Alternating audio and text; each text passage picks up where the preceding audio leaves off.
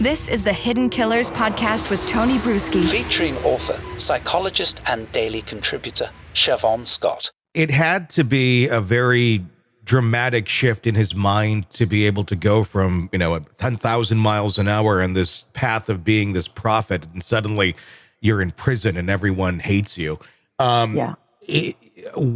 How do you think he processed that? How does someone like that process that? Because we know narcissists have a very difficult time processing reality when it comes to being called out on their stuff. And obviously he got called out to a very extreme extent, to the point of you might be killed by the government because you went so far down this road. Yeah, my guess is he's very anxious right now and probably on some kind of anti-anxiety medication to keep from beating his head against the bars. Yeah, this has got to be an incredible downfall for him. I mean, we see him in the courtroom looking very depressed. Chad Daybell just aloof. You never see him smile. You never see him really express any emotion, no matter what is going on in front of him. Is that something where it's kind of the dissociation? Was that part of what enabled him to carry out such a horrible thing, allegedly, of killing these kids, just disassociating from reality? And I would imagine maybe still using that to this day as all these things are laid out in front of him. Certainly could be an element of dissociation. Yeah, he's probably pretty talented at it and can probably pull it in when he needs it as a defense mechanism. But I really mean it. He may be on medication. A lot of people in prison, they start to nut up, and they have psychiatrists on staff, and they give them something to calm them down. So he very likely is on something. Many of his kids stood by his side. We saw that in an interview last year. I don't know where they're at today. They haven't really spoken since, but we did see that video of them in the car at the initial arrest, and very upset. Chad saying, I'm not coming back. Go pay the mortgage. It's going to be on you going forward. Yeah. How do you think those kids are handling things today?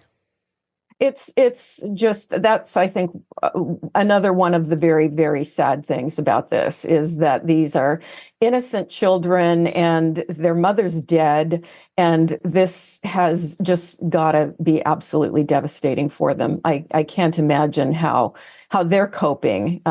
It's just so tragic. It's a nightmare for all the family members. How does one even begin to wrap their mind around that? I mean, they are adult children for the most part. If someone's coming in, let's just role play here for a second. Someone comes into you. Chad Daybell's my dad.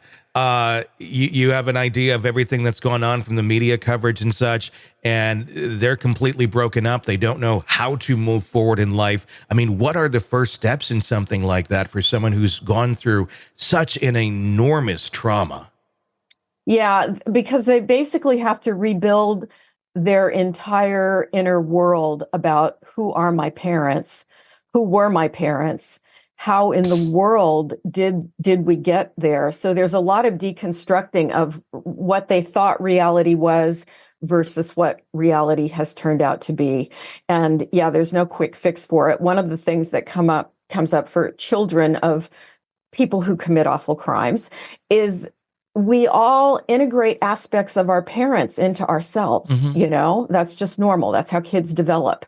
And when they find out that they have a parent with this hidden, awful, dark side, they can't help but worry, what does this mean about me? Mm-hmm. And so there's a lot of work to be done about rebuilding their sense of, I am a separate person from my dad in mm-hmm. this case.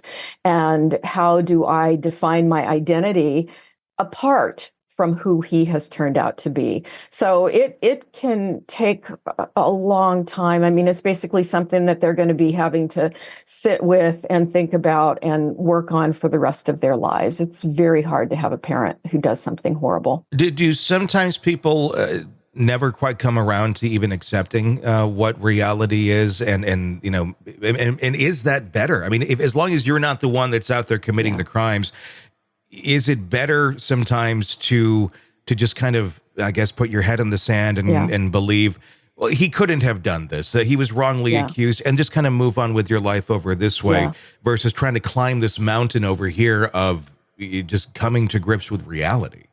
Yeah, exactly. Reality is too much for a lot of people in the world. I mean, we see that all over the place. People self-medicating because reality is too overwhelming. We're going to watch TV and drink beer and not think about any of it.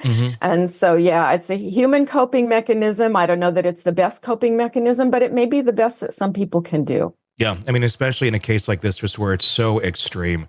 To ever try to wrap one's mind around it, I can't imagine being in that situation. No, it just changes life forever. Want to listen ad-free? Want advanced access to all of our interviews before anyone else?